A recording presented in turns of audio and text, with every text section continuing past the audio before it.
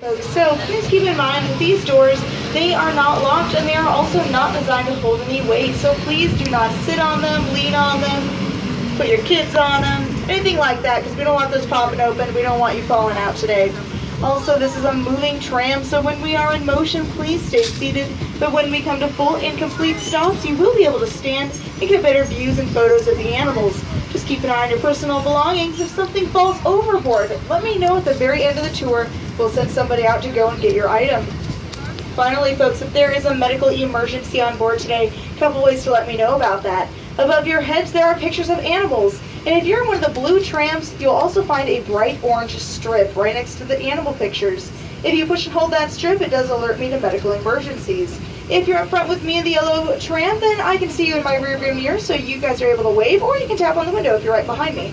Either way, that does alert me to medical emergencies. Just please only do that for emergencies. If something falls overboard, just let me know about it at the end of the tour, and I will send somebody out to go and get your item, okay? Alright, so here we are. We're in Africa right now. If you take a look out there on the right side of the tram, you'll have a glimpse of the South African cheetah. There's actually 7 of them right there, right next to that big tree that's laying down on its side. 6 of them are babies. They're a little over 7 months old, with their mother, Addison, who is 10 years old. This is her second litter of cubs. She's done a great job with them. This is one of the largest cheetah cub litters that we've had at the park. It was completely raised by mom, and you can see Addison kind of straightened herself up a little bit. She's kind of looking around, just trying to figure out what's happening. She's also really depending on her spots, so are the babies. Now, spots are a wonderful adaptation that some animals use because they want to avoid other animals. There's vultures. Or they just don't want to be seen altogether. The spots on the cheetah are there for hunting and to avoid larger animals like lions. And normally we see these animals actually hunting during the day, but they want to be nice and cool as well. It's actually a ton of energy to hunt because they have to chase some food, and those cheetahs can run over 70 miles an hour, so that's going to take up a lot of energy. So they like to kind of relax too, which is what we saw them doing. And if we're going by our African greater flamingos, you might see some pink birds out there. You might even see some little gray birds out there. And we are going to actually stop next to them when we get back through this area at the end of our tour. But for right now, we're actually headed out to a field that you cannot walk to. So this is one of the only ways to go and see some of these animals. That's where we're headed right now. Now, we might see quite a few babies here at the park. We are a breeding facility for the San Diego Zoo. This is our way of trying to help wildlife. See, lots of different kinds of wildlife are currently endangered, and we don't want that to happen anymore. We are trying to lead the fight against extinction. So there's a few things we have to do. First of all, we need to have a herd of them here so that they can breed. After that, we are working all over the world to stop poachers, to protect habitats, protect food sources. If all these things can be met and there's enough of them to go to the wild, then we start working on reintroduction. And that is something that we've been able to do with about 40 different species of animals. Some of them were from other countries, some of them were even from here in the United States, like the California condor. Back in the 70s, that bird, there were only 22 of them left. Only 22 California condors left in the world in the 70s. Today there are over 400 of them. About half of them are currently living in the wild. That's wonderful, and we want to be able to do this with all kinds of wildlife. So as we're moving along this way, if you're looking out there on the left side of the tram, that is our South African field. We've got the pond there for all of our animals. Whether they are birds, whether they are mammals, they need water to survive. So you might see a Dalmatian pelican swimming around out there, as well as a couple of darker colored birds. Those are some of the local animals that have come into the park specifically to get food and water. See, a lot of our local animals, they're having trouble right now. They want to get food and water, but if you look out in the hills there on the left, you can see it's very dry out there, so that's kind of hard to find. So they come into the park a little bit easier to avoid predators, easier to find food for their babies as well, especially when it's the drier season out here in Southern California. Now, there are some animals that live out there on the right. That's about a 40-acre field. There's quite a few different animals that live out there. So if you're looking past me, if you're looking past the driver on the right side of the tram, up the hill, going up the road, past those palm trees, you might see some animals walking around out there. There's a darker colored antelope who is grazing right now. He's a Nile lechwe. You might even find a cattle out there. There's a bull out there with enormous horns. He's an Ankoli cattle. So quite a few different animals live out in that area. Many of them are bachelor males. So what happens in the wild with many herds, if there's too many males in a group, the dominant male starts kicking them out. He starts deciding that, maybe they don't need quite that many because he wants to have first dibs on everything. Territory, food, water, mates. He is going to be in charge of all of those things. So if there's too many males, then that's going to be a problem for him. So he starts kicking them out. They do the same thing here as well. So the males actually kind of get cycled through. Everybody has a chance to be in charge out there. So if you're looking out that way, you can see them. There's also some birds next to us there on the right. If you're looking right up against the fence line there, you might find some brown and white birds. They're all kind of huddled together. Those are some western Ruffel's vultures. Vultures are incredibly important animals, and you might even see some of the local vultures in this area flying around today. They have the exact same job as condors. So what they do, they eat the leftovers that predators will leave behind. It's important. If they did not do this, there would be a ton of diseases out there in their ecosystems. So they have to eat that. And that actually keeps those areas disease-free. It's fantastic.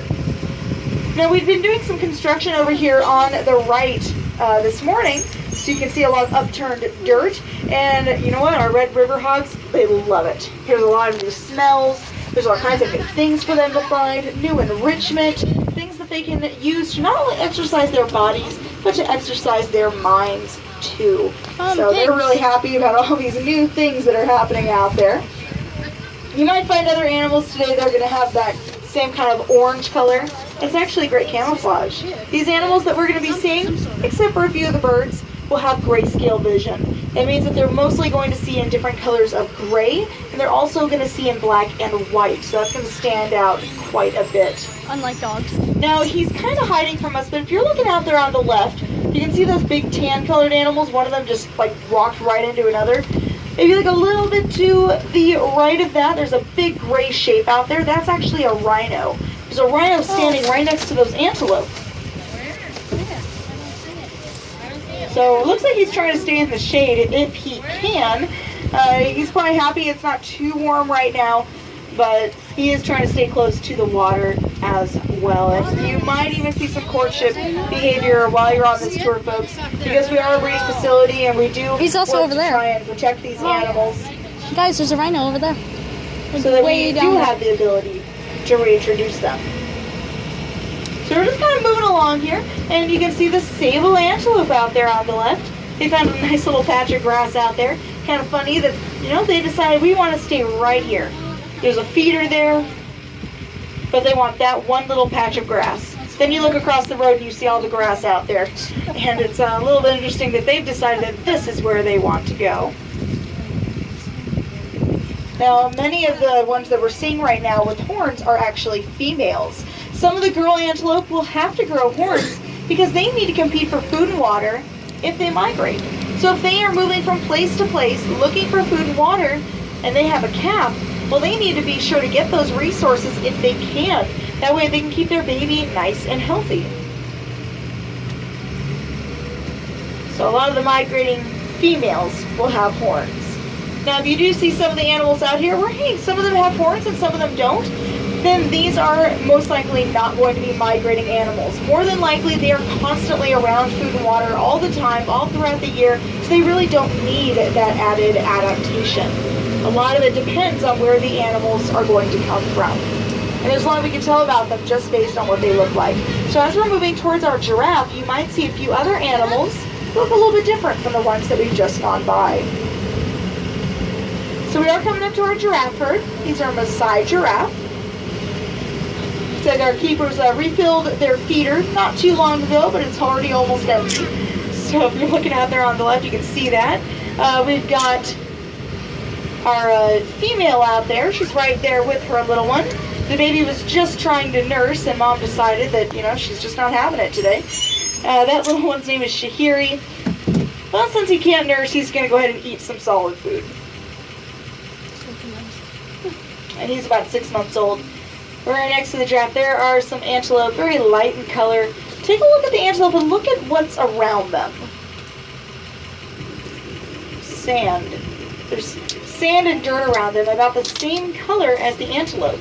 That tells us quite a bit about them. They want to try and blend in, right? They don't want to be seen by predators. So it's a great color if you live in a very dry climate. If you live in a place that's very dry, or if you live in a desert. Both of those are wonderful places for a hemsbok to live. You see one of them's checking us out right now. And of course, if you live out in a desert or in a very dry place that's going through a drought, you're probably not going to find a lot of food and water. Well, everybody out there has horns, so that just kind of confirms the fact that that's the kind of place they would come from. A few more giraffe out there on the left. They're hanging out by a tree. But really quick, take a look out there on the right. There's a beautiful animal out there. Look at that, same color as a hemsbok. So we know where this animal lives. We already know that that's a great color to blend in with dry habitats or desert habitats. This is the Somali wild ass, and they are very good at trying to blend in with their surroundings. There's a whole herd of them out there. In fact, if you saw the cart safari back there, they're actually checking them out right now. That's what they're called. But that's an animal that's actually having quite a bit of trouble right now. They're losing a lot of habitat space. So what we're trying to do here, folks, is we're breeding them, but we also do have people that go out to Somalia, and we're trying to find a good habitat for them. We're trying to find a place that has enough food to sustain them, has enough water for everybody, as well as not having too many poachers. Trying to really crack down on what's going on in those areas and trying to fix those issues so that hopefully this animal can go out to the wild. Whoa. Of course, if you're out there, looking out there on the left, you got these two giraffes next to us. They're trying to eat some of the leaves off this tree that we're next to. Giraffe.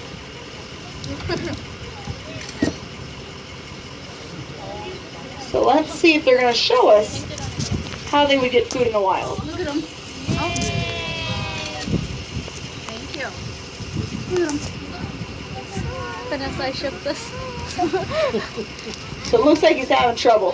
He actually does not have front teeth. Giraffe do not have front upper teeth. They do on the bottom, but not on the top jaw. So this is a little bit difficult for him. You may even see him kind of sticking out his tongue as well, and that is how they normally would get food. But it looks like today he's being a little bit goofy for us.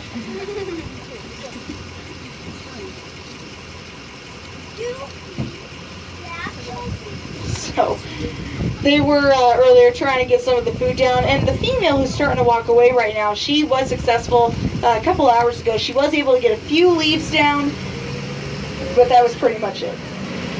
For a lot of the trees that are out there, you'll see branches that hang down a bit lower with no leaves on them, and that's where the giraffe have eaten all of them.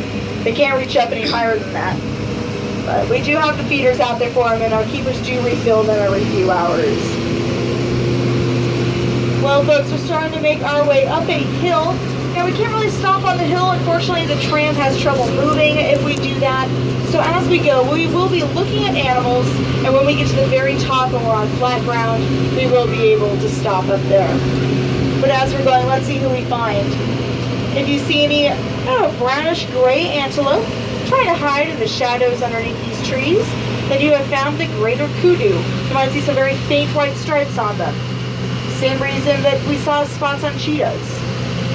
There's some orange animals down here trying to blend in as well. They are the Ugandan cobs. So remember, orange is a great color for many animals that live near lots of greenery because of the grayscale vision. Orange and green are incredibly similar. And then as we move forward a bit more, on the other side of the habitat, there are some more antelope up there. There's some Dalmatian pelicans. They're all getting a good look over the field. And we'll see that same view in just a few moments here.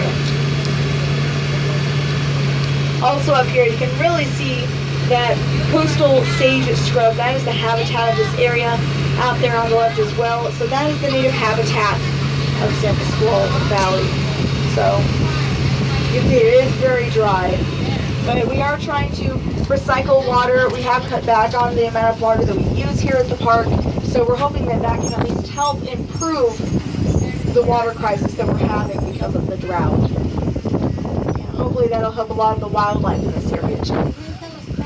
So up here on the bridge, there is a great view out there on the left. You can see out into South Africa. You can see a lot of the 900 acres of land that surrounds the park as a sanctuary.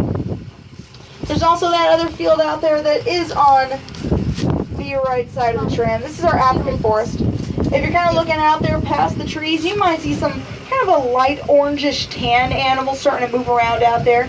Those are the red-fronted gazelle. So you kind of see a little bit of movement through the trees, but I'm going to move forward a bit here because there's a kind of a deep reddish-orange antelope just up ahead. So they're out there on the right. Looks like this one was playing in the water a little bit earlier. They're going to have white stripes going down their sides. Right down there. There's one. I know, I can see them. Those are the East African bongo antelope.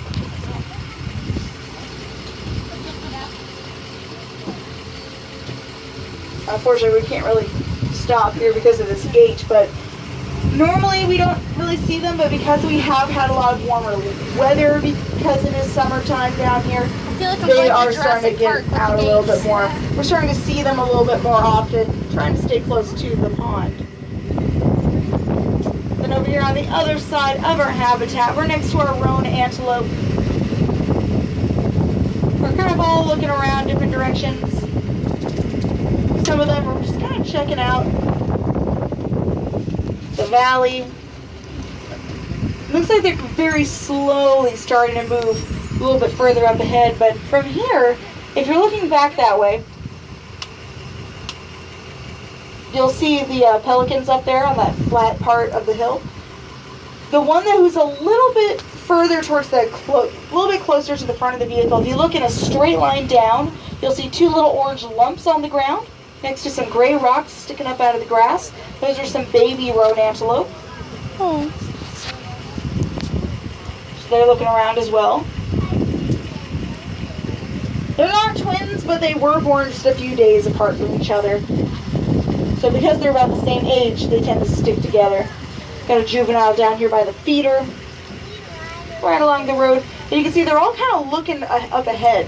So let's go and see where they're headed. Let's see where they've decided that they want to go.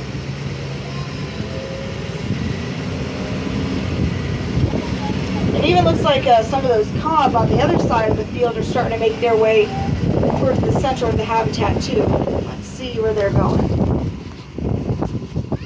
Okay, here's everybody else. We found the rest of the family, the rest of the group.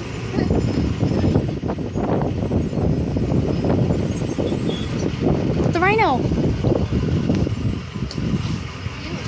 So this is about the time of day where they do like to start moving down this way a little bit more. Some of them are trying to keep their babies out of the sun. A few of them don't mind sunbathing. It really depends on the individual. They definitely have their own personalities. They aren't really a hive mind. They don't all, think the same thing together. They definitely make their own decisions. And sometimes the older ones who are out there can kind of move them around a little bit more and really sway the decisions that they make. Particularly that dominant male. He's got a lot of say in what these animals do. And let's move forward here because there's a rhino down there. She's at a feeder. Her name is Lembe. And let's move forward a little bit more. That way no one's blocked by that bush back there. Right about here. So if you want to stand and kind of move a little bit, you can see her down there. That is Lembe. She's an East African black rhino.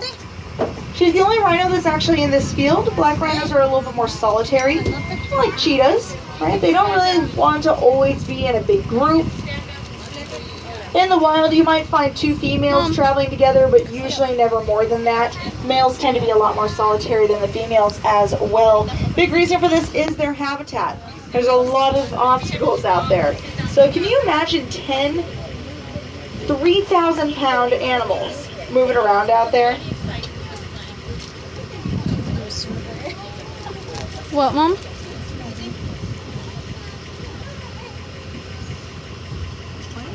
I'll survey.